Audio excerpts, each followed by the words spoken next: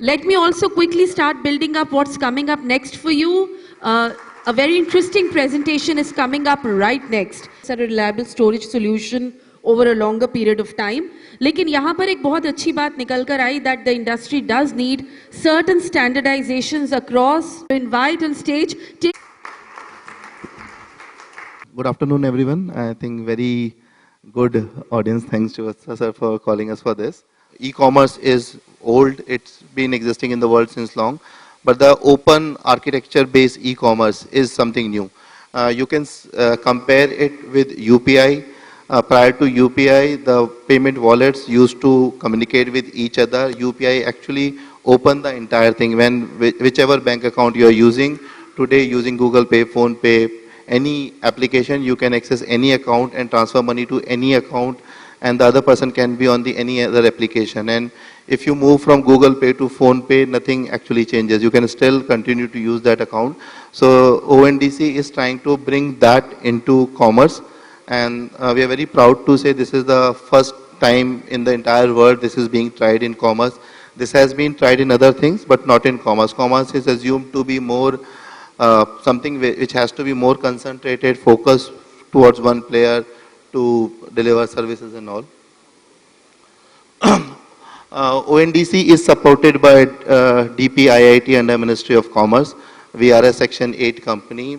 Major shareholders are bank and other entities like NABARD, SIDBI, QCI, NSE, BSE, etc. This is the advisory council we have. You will see many common names from Aadhaar, UPI, etc. here, and very impressive advisory board, so to say. And we have these people because what we want to create is a population scale solution which can probably achieve similar size as Aadhaar, UPI, etc. has been able to achieve. This has been ONDC journey so far. It's a fairly new thing. The idea was conceptualized somewhere in June 2021 when government thought that something of this sort should exist. This was in the aftermath of COVID, when we realized in COVID that the way to do business without physical presence is e-commerce. But during COVID, what we realized, only few big players were able to capitalize on that. It was not available to smaller sellers, smaller merchants, traders, etc., etc. Only few handful people were able to use the e-commerce. And then from June 2021 to somewhere in April 22, it took us 1 year to figure out what we need to do, what should be the method, etc., etc. And this is the when first control transaction happened over the network. Today, as we speak, we do some 25 to 30,000 transactions happen every day on the network, which is again a very minuscule amount. As we said, the idea of ONDC is to take it to the population level. So probably by year end, we are aiming 1 lakh, 2 lakh, 3 lakh, at least some lakhs, transaction number in some lakhs, and we are very hopeful we will be able to reach that number. So as on today, some 39,000 plus sellers across different product categories, domains are live on ONDC with some 45 lakh SKU listings. These are not unique products, but aggregate listing by these sellers. These sellers are from 273 cities in India, and hyper-local deliveries are today live in 2 cities. This number will soon change to 10 plus within a month's time. These are the different product verticals where ONDC is live today. Almost everything, your food, beverage, grocery, home, kitchen, fashion, mobility, and on 5th June, so as of now, whatever ONDC you are listening in news, whether it is in terms of food delivery, etc., that is all B2C. On 5th June, B2B was also launched, and 2 applications went live on B2B. And in another 3 to 6 months, we will also be enabling export using ONDC network. And apart from these services, financial services, the idea is to enable anything which is digitally catalogable and electronically transactable. That should have, those transactions should happen over the network. I will subsequently explain what does we mean by ONDC and ONDC network. Now again, coming back to the question, why ONDC, right? So today, e-commerce penetration in India, both in B2C and B2B is pretty low. Some estimates say retail e-commerce penetration is somewhere between 4, 5, 6%. If you compare that with China, Indonesia, etc., these countries are in late 20s, 20, 25, 26, 30%. The basic component for e-commerce are digital network availability and digital literacy, which is at a fairly good level at India right now. We have digital network, digital literacy all across the country. Still, the penetration is fairly low. And when we go to B2B, this number becomes further bad. It's less than 1% transaction B2B, which is happening on any kind of digital platforms. And this share of e-commerce further goes down when we go from top 20 cities to real Bharat or from certain product categories. Let's say electronics, mobile phones versus your agri commodities. The share of e-commerce versus overall trade is very skewed towards certain categories and certain geographies. So in many segments, categories, cities, you will practically find no e-commerce happening beyond certain few things. So this was the problem statement which we have. How, why we are not being able to increase e-commerce footprint despite having such an excellent digital infra availability across the country, and how we can do that. So there are certain challenges why this is not happening. In the previous slide, some data is also mentioned that out of estimatedly 1.2 crore retailers which are there in India, some 10 to 15,000 are only on e-commerce network, and this is the same across different industries you say. So if you take cab drivers on Ola, Uber versus available cab driver, or auto drivers on any of the auto apps versus auto drivers, that number looks equally bad all across, right? And the problems today, and today everyone accept this, that e-commerce is the way forward. If not today, 3 year, 5 year, 10 years down the line, a larger chunk of business is going to come from electronic mediums, if not today. The challenges why sellers, not being able to do that, one of the big challenge is limited number of options. So if you are if you want to drive taxi today, you have Ola and Uber, and then the world will end there. If you want to sell restaurant food, you have Zomato and Swiggy, and the world will end there. If you want to sell online, then probably Amazon, Flipkart, you will be able to name one or two more, and the world will end there. There will be other smaller players, but then they will not have market, they will not have customers. So it will, again, doesn't make sense. Creating your own application, your own website will again serve no purpose, because you will not have demand. You will have a very wonderful website, very wonderful application, but you will not get customers, because customers are limited to those one or two websites, one or two applications. And another thing these one or limited number of applications are driving are the monopolistic terms and conditions of the trade, right? Says there are only two of us exist in the market. Whatever we decide, all of the sellers has to abide by them. And these are essentially, and you take a case of food, taxi, anything, every time seller is at a fault. In case of a dispute, it's not a fair discussion, it's not reaching the logical conclusion. In most of the cases, these platforms are saying that seller is at a fault. These platforms, most of these start with some terms and condition. Then over the time, when a seller is being able to establish some business online, suddenly these terms and conditions started becoming unfavorable. And at that moment, you don't have an option to switch on to other platforms. You have to stick to that wherever you have created your business. So if you are an Amazon seller, you have created a very good business over there. You are not sure what commission it will have tomorrow and whether you will be able to exit out of it or not.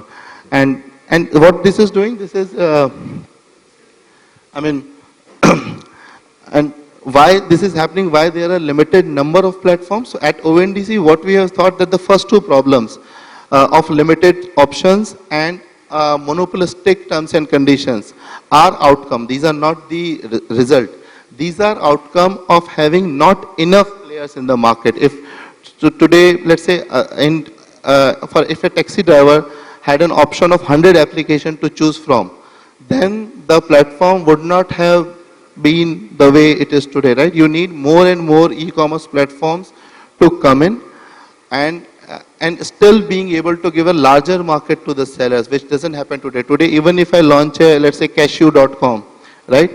Even if all of you come there, from where the buyers will come, right? For a new player, they not only need to get the sellers, they also need to reach all the buyers, and they also have to manage the entire value chain. It's an e-commerce, so E is only part of it. The commerce part also needs to be managed all across. So we said, okay, this needs to be changed, and this is what is at the architecture level of ONDC, how things are being enabled. So there are two basic fundamental principles. One is unbundling.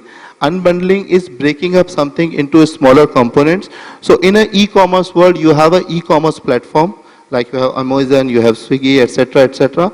In ONDC world, you will have unbundled components, which means you have independent seller applications, which will only have sellers, and which will only interact with sellers. They will not interact with buyers. You will have independent buyer applications where buyers will come. You will have independent logistic applications, and all three of them will deliver a uniform experience through interoperability. Different applications from different companies will be able to work today.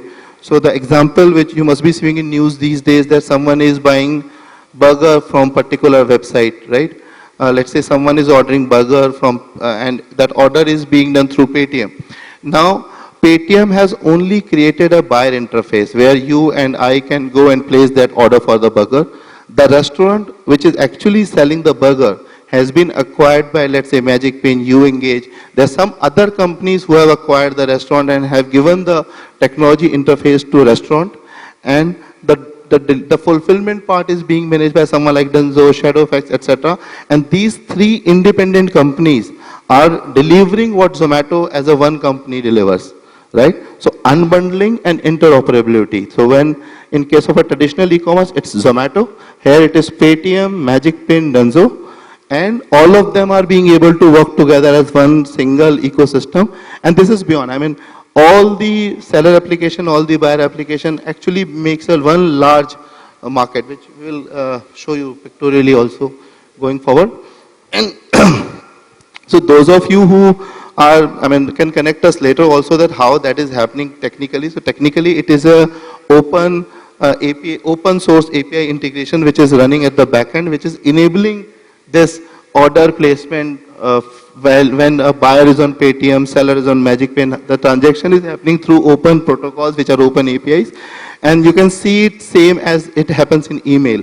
When I send someone email from Gmail, other person can be on a its own institute mail ID also, and any other technology, emails go to and fro.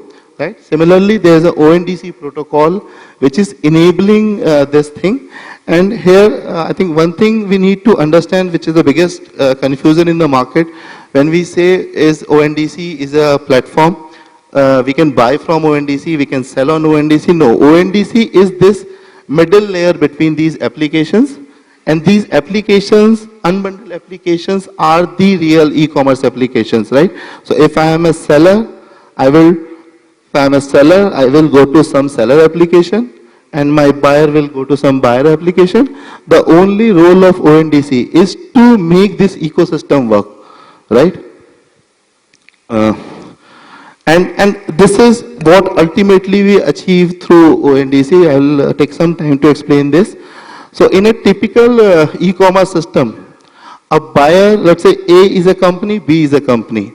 A buyer on A company's application, let's say Ola customer on Ola app, is being able to interact with drivers on Ola driver app, right? And similarly, buyer on other application are being able to talk to buyer on second application. In ONDC system, none of these applications are one-to-one mappings. They are talking to each other through ONDC network, which is an open protocol which allows them to interact with each one of them. So in ONDC system, if you are a seller on application A, then you are available to buyers of both application A, application B. If tomorrow there are 100 of buyer application, you will be available on all. So if you compare that to today's e-commerce landscape, if I want to sell on 100 e-commerce websites, I need to register myself on 100 e-commerce websites, then only I will be available to those 100 buyer application. In ONDC system, if I as a seller go live on network using any of the seller applications, I am on the network. I need not to register again and again. Second thing, what it does for a seller, as a seller, whether I am through seller application A or seller application B, my buyer is not coming on these applications. My buyer is coming on upper application, the buyer application. So whether I am going on network through this application or that application or 100 more applications, for my buyer, I am the same seller. What this allows, so today let's say I go live on network using application A. I like their terms and condition and everything. Tomorrow, due to some reason, I feel I don't want to work with application A. And I decide to move from application A to application B. So as a seller, I don't lose anything in front of customer. So my customer on application A, application B, application C will still be able to see my listing, my offering as it is. Nothing has changed in my life. So this gives me a flexibility to change my application any day. Even there are organizations and people who are developing their own seller application. So this is just a technology development. So tomorrow, so we were discussing with Shivastaji, tomorrow if Cashew organization think that people are not understanding our requirement, they can build their own application because demand will be generated through other application at the end of the day. And as long as you have that freedom that you can change your vendor any day, then your vendor or the service provider will never be able to push you to one-sided condition. You will switch, right? You cannot stop them, but you can switch. So this is, I think, two important things. And another thing what it does, because now seller applications don't need to get buyer, we are hoping many new players to become seller applications. So for example, if in earlier scenario, Cashew Association wanted to come up with their own consumer website for Cashew. They know Cashew sellers, they could have created very good assortment, very good customer offering. They would have struggled in finding buyers, right? So whatever they would have done, it would have faced the challenges. Today in ONDC ecosystem, since the activities has been unbundled, so Cashew buyer may be going to Paytm, maybe going to PhonePe, maybe going to other applications which will come. And if they are looking for Cashew, it actually can come from any application. So you can actually become your own e-commerce application and plug into the system. Before we move ahead, what ONDC is, what ONDC is not, at time media reporters, they project it as if ONDC is a website on which you can buy and sell something. We are not. We are not a platform, we are not a product. What we are just a network which enable the commerce between multiple applications and that portability to sellers, that today I am on this application, I don't like it, I can move to that and nothing should change, right? ONDC is not a finite model, since what we are doing is enabling communication between different applications. These applications will come up with their models. Like today, some of the seller applications have made a text-based interface, while someone in FNV are actually creating a voice-based application for order acceptance and rejection, because they feel the vegetable vendor may not be able to interact with one single kind of a technology. Because ultimately, whatever you are doing at application level, you have a whole freedom, because at the buyer end, that information will transmit, whatever you do at your end. We are not an intermediary, and we don't charge anything in between, because all what we are doing, we have set up a standard which enables Paytm, MagicPin and Dunzo to work together as one single entity and deliver customer what he wants, which was a burger, right? And we are not a regulator, so the idea is a Section 8 company, it's not under any ministry, is that only because we are not here to tell people how to do commerce, how to do e-commerce, right? The sole objective is to create a very large network of interconnected marketplace application, large number of applications, so that sellers have multiple options and the market can thrive. This is the network, how it looks today. So as I explained there, that the e-commerce has been unbundled. It's not like you have Amazon or Flipkart or Zomato. Now you have buyer side applications. So these are the applications where a buyer will come and place an order. So if you are a buyer, you want to book a cab, you have to go to Namayatri. If you are a buyer looking to buy grocery, you will go to Paytm. You want to buy food, you will go to MagicPin. so on and so forth. Similarly, if you are a seller, you will log into these apps which are mentioned below. And you will find some of the names at both of the places. That is a commercial call anyone can take. Anyone can play all the roles also if they wanted. But even that communication between one company's application should be through the ONDC network. Similarly, there are many logistic companies, and the collective buyer funnel with already live applications present is around 100 million, 100, because the last symbol is phone pay. That is phone pay, your Paytm, your Spice Money. All of these are the guys who have a large digital consumer base, right? This is a digital customer base. All they are selling them is the sellers which are being online by these players.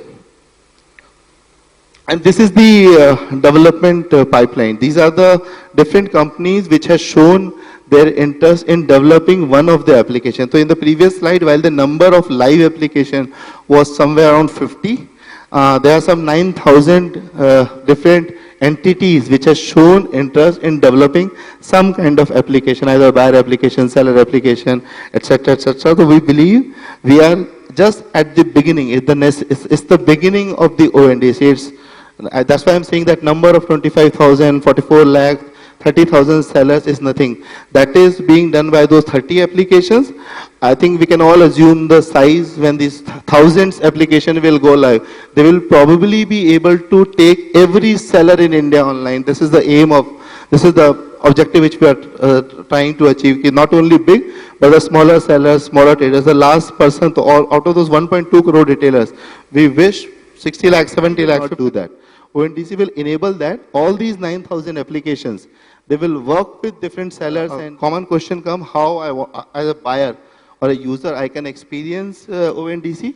Then you have to go to any of the buyer applications. So if you want to order food, you have to go to Paytm, PhonePe, My Store, that buyer application to try that out, that how it looks. And I would recommend all of you to see how it works, because you may not realize, but behind the scene, that unified experience is being delivered by 3 independent companies which don't have a JV, which don't have a prior working arrangement, anything, right? 3 independent companies, 4 independent companies are coming together and giving you the experience which is there. And this pictorially and what is written is, if you want to be a part of e-commerce, in earlier world, you have to do a number of activities. You may be good at some. As a seller, I am very good at selling. I understand my product. I know packaging, etc. I know how to price, but I don't know everything else. So ONDC gives you that flexibility. If you are good at one particular component, which is part of larger e-commerce universe, you come on network with that particular component and go live. You need not to do everything. And this is what it is for buyers, what it is for seller. I think the first point is very important, discoverable to entire buyer universe. If you remember that picture I show with application A and application B. So essentially, whenever you go live on network, all the buyer application tomorrow, which will be dealing in B2B Cashew, B2C Cashew, B2B net, B2C net. So application may have their own, buyer applications will have their own area, category in which they operate, right? But whatever application, whichever application will be working on that category, you will be live on that. So you will be live on the entire market, will be accessible to you, right? And no one can stop that. It's a feature of the network. It has to happen that way. Maintain one single license, again the same. And it's the low cost value to the complete value chain. Why we say that? It will be a low cost. Today also, even in ONDC ecosystem, all these buyer applications and seller applications will charge commission. Anyone who will develop a e-commerce business will charge some commission. But because in ONDC ecosystem, seller will have an unrestricted choice to change. A seller application will only be able to charge how much value they are providing. If someone decided to charge something which is disproportionate to value being provided, as a seller you will change it, right? Today options may look less, that I only have 10 options, but that if we go by the pipeline, there will be hundreds of applications with hundreds of features, pricing terms, etc. I mean, you just need to go through them, evaluate them and change it. And it will not change your buyer visibility at all, which is the most important thing for you. If Deepak as a buyer was buying your Cashew on Paytm, you were on some application, that application something happened, you come on another application, Deepak as a buyer will still find you on Paytm, where you were, what was your name, with your rating, your history, everything will remain intact. It's independent of the application you choose. So we believe people will not be able to charge a rent kind of a fees using this. Autonomy on rules and terms. This, why we are saying this, because today, since there are only 1 and 2 platforms which are trying to cover entire India across categories. So as a, and some of these terms and conditions are wider. In ONDC ecosystem, so one of our participants is building a seller application only for honeybee farmers, and they want to enable them to sell only honey. So terms and condition of that application will be dependent to that particular business, right? And it gives anyone an option to develop a seller application. So when you will have multiple options and anyone can become a seller application, industry bodies, companies may come and make the seller application which suit their requirement. So when you have moved from 2 to 200, I think that problem is taken care of. Increased profitability is part of the same. You get access to larger market and hopefully favorable commercial terms. Then other things. I mean, today all these platforms, they own the data. They own the data. They own the transaction data. They own the analytics. And one of the big risks which people on e-commerce typically fail is disintermediation. I, as a platform, has access to entire data. What buyers were searching, what they bought, why they bought, and which was the seller, what was the product. And after some time, they come up with a private label, which is, in most of the cases, very successful because this decision is based on the data. And once a platform comes with a product, they will push it, and you, as a brand, may have spent a lot of time in creating that market, that offering, and that platform can replace you any day, which risk is less here because you have a distributed system. Yeah. And this is, if the question comes, how we can join as a ONDC. So there are 2 ways. One, if someone wants to build an application which will be focusing on cashew industry and so on and so forth, then please connect with us so that we can do further brainstorming on that and see how we can give a differentiated value to the industry. Otherwise, if you want to sell on the network, you just have to go to our website, www.ondc.org. Go to the tab Network Participants. Network Participants are the applications, buyer applications and seller applications. You have to choose seller applications, seller network participants. So these are the applications for seller. You will find some 32 names there. Someone will be in B2B, someone will be in B2C, someone will be in grocery, taxi, etc., etc. You will find their contact details. Go there, evaluate them, and even if you feel this term is not good, then it doesn't matter, right? You can start today, and as and when your business grows, you can move to some other application because, as I said earlier, right, you are part of the network through any application. And this is thank you. Deepak Verma. Any questions we have here? Yes. In fact, I will add to that. So we had a very good discussion with Mr. Srivatsa, and I requested him that he, as part of the organization, can become that focal point between you. If you guys want to approach these seller applications collectively, then Mr. Srivatsa, I have given him contact of the applications, and he can probably facilitate that as a joint discussion with some of these applications. If you want some features, you have some concerns, it's a technology effort which probably he will be able to do that. Yes, please. Yeah. Hi, my name is Adit Kalbavi. So I had one question regarding the use case basically of let's say, let's talk about cashews in specific. So if my understanding is correct, there are certain buyer apps that are only for certain platforms. So you said Paytm and basically PhonePe, you can shop for groceries, whereas some other applications might be available for something else. So my issue here is, rather my question here is, if it's so open source, somebody wants to just log into one of them and let's say buy cashews, and anybody is allowed to list their products on all of these different seller apps, right? So you'll probably have, the advantage that Flipkart and Amazon have today, even though they're monopolistic, is that because you have just about 4 or 5 or maybe 6 recognizable brands it drives volume for those brands in particular. Whereas you go on all of these seller apps and let's say you have 1,000 brands, each of which you might have never heard of. So how do you get that visibility? Everybody has visibility. So basically, aren't you defragmenting the entire volume, and maybe all of those people who are even listing on that, how do they, unless you're actually typing in that keyword basically, right? Which in each case you could do it in Amazon and Flipkart as well. I think the answer is these 6 brands which have become prominent have become because of their efforts. They would have spent something on marketing, something on product, something on, maybe they have run a promo on Amazon on some day, right? They must have run some banner, something. So in typical platformistic e-commerce model, whatever reputation has been built, it has been either been built on money, you have spent something to build that reputation, correct, or on the basis of order history, right? And whatever reputation you have built is at the rate of that platform. Outside that platform, you have no reputation, no history. Correct. Right? If you want to go into a new application, tomorrow, let's say this application on which you are very high ranked and you have invested to get that ranking, right? You either by consistently delivering on orders or spending on marketing. But the moment you are out of this platform, everything is gone, right?